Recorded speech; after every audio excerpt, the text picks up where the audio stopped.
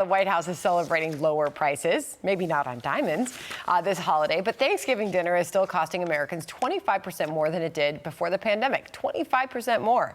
A Lending Tree report is revealing 60% of Americans say inflation is impacting their plans this Thanksgiving, with some families already regretting hosting. Let's bring in Fox Business senior correspondent Charlie Gasparino. Because really, when you, Charlie, I know you love to cook. Yeah. I mean, when you actually hit the grocery store and start to fill up the cart, I feel like every single time there's sticker shock. And you get to the checkout lane and you think, what is in there? And you end up with a few bags when you get home and you spend hundreds of dollars. I know, it's pretty ridiculous. And this spin from the White House is really ridiculous because they're basically fibbing. Okay, prices are still high.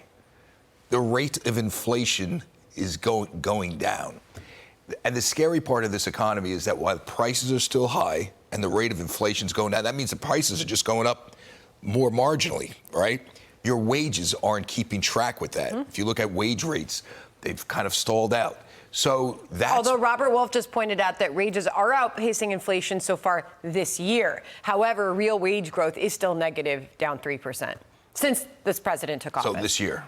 This year, 2023, wages are outpacing. It's hard not to, given what was going on. You know, listen, Fair point. That's kind of a... We're getting a little bit into the weeds. It's a little bit of a non sequitur for Robert. But what I would say is this. He's not here to defend himself. It almost doesn't matter, okay? Like, American people understand that prices are still high, their wages are still below where they were years ago, and therefore, you know, whatever marginal benefit they're getting right now is not getting reflected in the polling. I mean, listen, do you think people are saying they hate this economy because they really do love it and everybody's watching Fox News and we're brainwashing them? This is like real stuff. This is a pretty remarkable thing. This is an Empower report. Okay, Charlie, stand by. Empower. How much does your annual salary need to be for you to feel happy and less stressed? This is the Wall Street Journal that wrote about the pay raise people say they need to be happy. It is pretty remarkable when you look at it. I'll tell you because it's hard to read on that screen there. In the survey, most people said it would take a pretty significant pay bump to deliver contentment.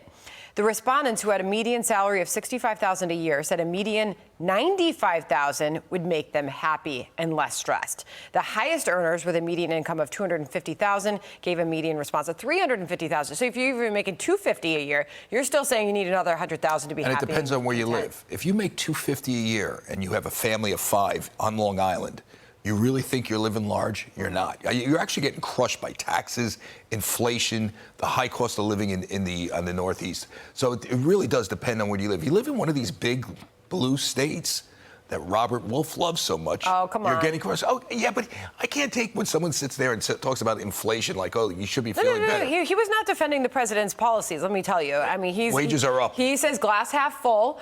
There are some things to be optimistic about. So Let's leave Robert Wolf out of it. After wages, like, got crushed, they're up a little bit. Okay, I feel better. All right, so, but back to the original story here, and there are more and more people that are regretting hosting because they're seeing how much it's costing out there. You've got 6 out of 10. You just don't want to be with in-laws, living right? paycheck to paycheck. I have a rule. If you're going to have family over for Thanksgiving, always put a friend or two in the mix because people will be on their best behavior. Sometimes. But 60% of Americans are planning to host or considering hosting Thanksgiving. A third say it's a financial strain. So holiday traditions Americans are cutting back on. Cue the full screen. Buying gifts for friends. Half of respondents say they're going to start cutting back on buying gifts for friends, buying new clothes for the holiday, buying decorations, buying gifts for family. Oh boy. Food quantity, so they're going to start buying less food because it's so expensive. Buying gifts for coworkers and hosting parties or dinners. So some are saying they're going to cut back on hosting because of this. I do none of that, just so you know. Charlie, we're not surprised. Gifts, no gifts to anybody. Not surprised. You don't give gifts for family? Rare. Wow. Says a lot about you, Charlie.